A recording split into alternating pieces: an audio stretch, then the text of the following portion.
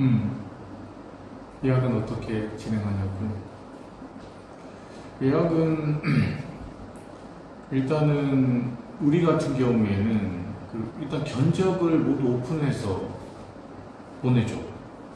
보통 이 문자로 가기는 힘들고 전부 이제 하나에게 카톡으로 모든 걸 통일을 시켜놨기 때문에 카톡으로 견적 문의가 오면 이 카톡으로 우리가 이제 추천하는 장소에 대한 견적을 모두 보내드리고 이제 거기에서 신랑 신부님이랑 이렇게 맞는 예산에 맞는 예산이 안 맞으면 방법이 없잖아요. 아무리 내가 하고 싶은 곳이 있어도 본인의 예산에 맞지 않으면 못하는 거거든.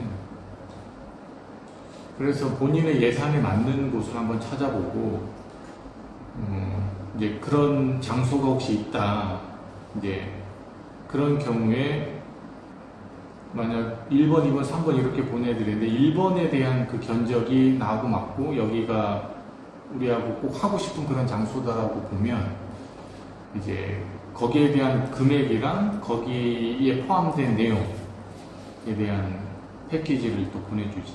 그걸 보고 판단해서 아무래도 이제 버드나무 웨딩 같은 경우에는 그래도 나름 제주도에서 인지도도 높고 그런 스몰 웨딩 업체다 보니까 한 열이면 8팀 정도는 그냥 온라인상으로 견적 받고 내용 받고 그렇게 바로 예약을 하시는 경우가 한 80% 정도 되고 한 20% 정도 같은 경우에는 그래도 장소 확인을 좀 하고 싶다. 이제 견적도 받았고 내용도 좋고 이제 장소 확인만 하고 이제 최종 결정을 하겠다 해가지고 예약하는 경우가 한 20% 정도 된다고 봐야지. 장소까지 확인을 하고 안 하는 경우도 많지는 않은데 있긴 있어. 변수가 생기는 경우. 예를 들면 이제 어머니하고 아버지하고 어느 정도 조율하고 와서 장소를 확인했는데 근데 양가 부모님하고 또 의견이 또 다른 경우에는 또 그거 조율하다 보면은 결국에는 스몰 웨딩을 못하고 일반 예식으로 하는 경우도 있지. 지금은 그런 경우는 많이 줄어들긴 했는데 스몰 웨딩 초창기 때는 그런 경우 굉장히 많았지. 그럴 때 뭐 속상하기도 한데 그거야 뭐 개인적인 부분이니까 그러니까 뭐라고 할 수 있는 부분은 아니고 그렇게 해서 예약을 하고 예약금을 넣고 예약을 하게 되면 그 다음에 한 예식 한 달 전에 와가지고 이제 플라워 미팅하고 이제 드레스 초이스하고 그리고 이제 나랑 대면해서 혹시 궁금했던 부분 그런 부분이 있으면 그 즉석에서 이제 내가 얘기해주고 답을 찾아주고 그런 과정을 거치는 거죠. 심플해. 말은 좀 심플하긴 한데 직접 해보면 좀 복잡한 부분도 없지 않아 있는데 신랑 신부님 같은 경우에는 우리한테 믿고 하는 거니까 최선을 다해서 상담해주고 미팅하고 궁금한 부분 또 체크해주고 또 한 가지 이제 우리가 전화통화보다는 카톡으로 모든 것을 일원화시킨 거는 카톡에 문서가 다 남으니까 문서에 무조건 남겨야 돼. 문서에 남기지 않으면 이 구두로 얘기할 때는 내가 듣는 것과 말하는 사람의 의도가 다른 경우가 굉장히 많기 때문에 오해의 소지가 분명히 발생할 가능성이 10%라도 돼. 그런 경우에는 정말 난감하거든요. 그래서 항상 중요한 것은 카톡으로 남긴다고 봐요.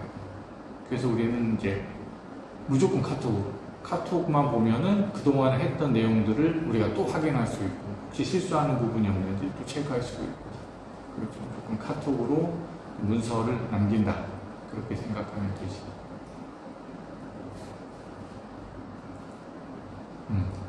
직접 와가지고 미팅하고 예약하기를 원한다. 그런 경우도 있어. 근데 그때 문제가 뭐냐면 그런 건 상관이 없어. 상관이 없는데 예를 들면 내가 한 5월 한 25일 날 예약을 하고 싶다. 근데 5월 20일 날 예약을 하고 싶은데 A라는 장소에 예약을 하고 싶은데 이제 문의를 줄 때는 그게 예약이 가능했어. 근데 미팅을 하고자 하는 날짜가 한 2주 뒤야. 근데 2주 뒤에 내려왔는데 이제 마음에 들고 계약하려 했는데 누가 25일에 먼저 예약을 했다. 그러면 예약을 못해. 그럼 날짜를 바꿔야 돼. 우리는 무조건 선착순. 예약도 먼저 예치하시는 분이 우선이기 때문에 예를 들면 5월 25일 날 내려와서 미팅을 해서 안 할 수도 있잖아요. 할지 안 할지는 우리가 알 수 없는 부분이기 때문에 그 사이에 어느 분이 예약을 하든지 간에 예약이 들어오면 무조건 선착순으로 만든다. 그렇기 때문에 그런 거 감안했을 때 괜찮다, 날짜 추후에 변경할 수 있다, 이런 경우에는 와가지고 뭐 미팅하는 것도 좋다고 생각해요. 아무래도 뭐 의심도 될 수도 있고 걱정도 될 수 있는 부분이 있으니까 직접 만나고 얘기하다 보면 그런 게 해소가 많이 되니까 그런 경우에는 직접 만나서 미팅 가능하다. 그리고 드레스 같은 경우에는 유명한 제주도 업체에서 해. 제주도 업체에서 하기 때문에 스몰 웨딩 업체 같은 경우에는 우리처럼 메인 웨딩샵을 거래하는 곳이 있고 자체적으로 보유하는 곳이 있는데, 자체적으로 보유하는 곳은 좀 저렴하긴 하지. 저렴하긴 하는데 퀄리티가 많이 떨어진다 라고 보면 되고, 우리같이 메인 웨딩샵, 제주도에서 그래도 유명한 웨딩샵을 거래하는 곳은 그래도 퀄리티는 좋다, 드레스 퀄리티는 좋다 라고 보면 되고, 그리고 메이크업 같은 경우에도 보통 그 웨딩샵들이 메이크업실이 제주도는 따로 있어. 크게 넓게 있기 때문에 메이크업도 웨딩샵에서 진행을 한다, 그렇게 생각하면 되고, 사진 같은 경우에는 작가가 너무 많아. 제주도에 작가가 너무 많아가지고 개인적으로 우리가 패키지 같은 경우에는 그 상품을 뺄 수가 없어. 패키지는 이렇게 묶어서 저렴하게 파는 거기 때문에 그것을 빼가지고 금액을 빼고 이렇게 할 수가 없어. 그러니까 패키지는 무조건 A 패키지가 나오면 무조건 해야 돼.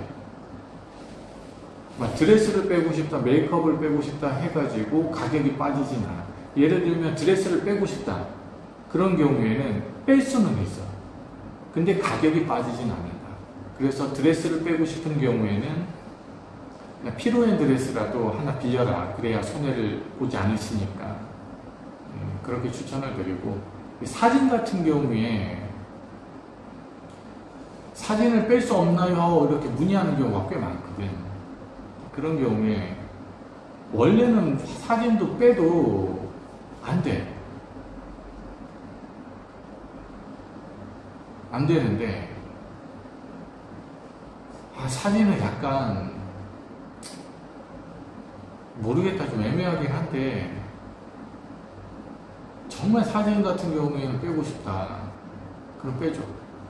일부 금액 빼가지고 사진만큼. 작가들이 너무 많으니까 제주도에 활동하는 작가가 1000명 정도 되는 걸로 알고 있는데, 그 중에 본인이 꼭 원하는 작가가 있으면 그 방법이 없거든. 그래서 다 빼주지 못해도 일부 금액은 빼주고 있다. 유일하게 사진만큼은 뺄 수 있고 일부 금액을 빼드릴 수 있다. 이렇게 간단히 그렇게 알면 되지 않을까. 여기까지. 오늘 여기까지 하고 다음에 또 그동안 우리가 이제 많은 신랑 신부님들이 궁금해 하셨던 부분이 또 있으면 체크해가지고 답변하고 그렇게 할게요. 감사합니다. 고맙습니다.